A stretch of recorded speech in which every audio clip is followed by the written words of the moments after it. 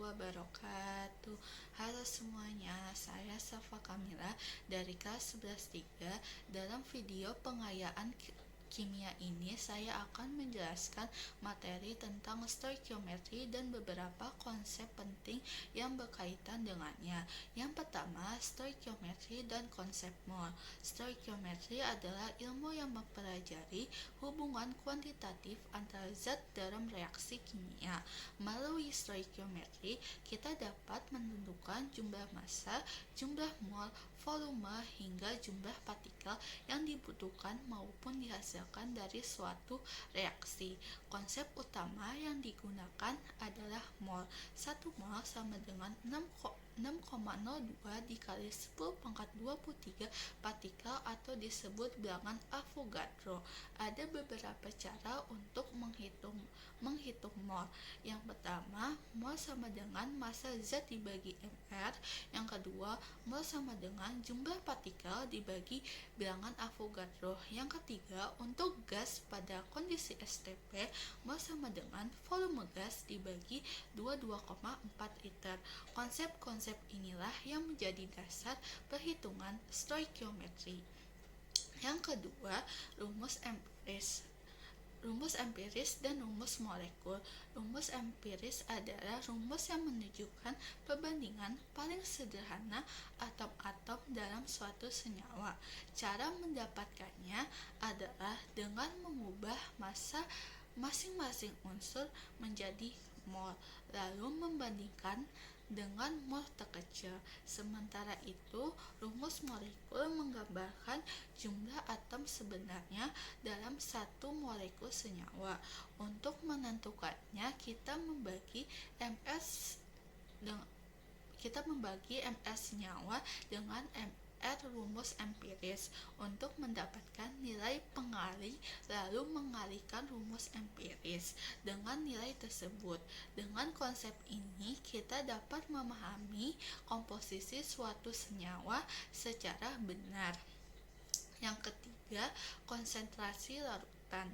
Larutan adalah campuran homogen antara zat larut dan pelarut. Tingkat kepekatan larutan disebut konsentrasi, dan ada berbagai satuan konsentrasi yang perlu kita ketahui.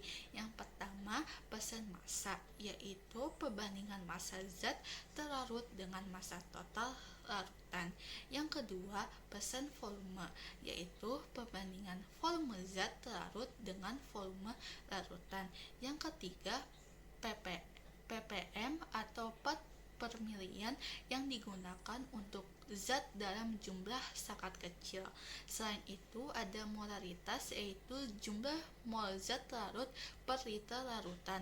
Molaritas yaitu mol zat larut per kilogram pelarut, dan fraksi mol yaitu perbandingan mol suatu zat dengan total mol larutan. Seluruh satuan ini digunakan dalam situasi yang berbeda tergantung kebutuhan perhitungan. Yang keempat, pengenceran larutan. Pengenceran adalah proses menurunkan konsentrasi larutan dengan menambahkan pelarut tanpa mengubah jumlah mol zat larut.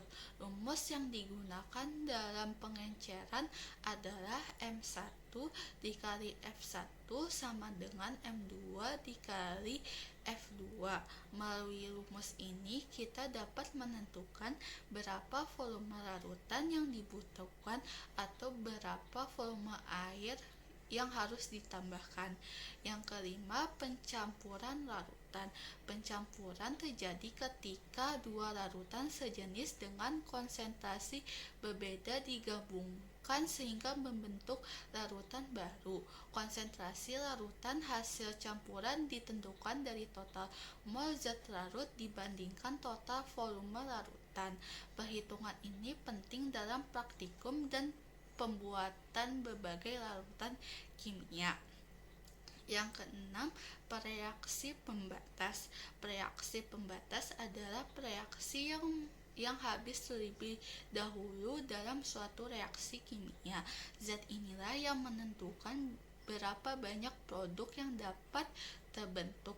Untuk menentukannya, langkah awal adalah menyetarakan reaksi. Setelah itu, ubah massa atau volume masing-masing reaksi menjadi 0.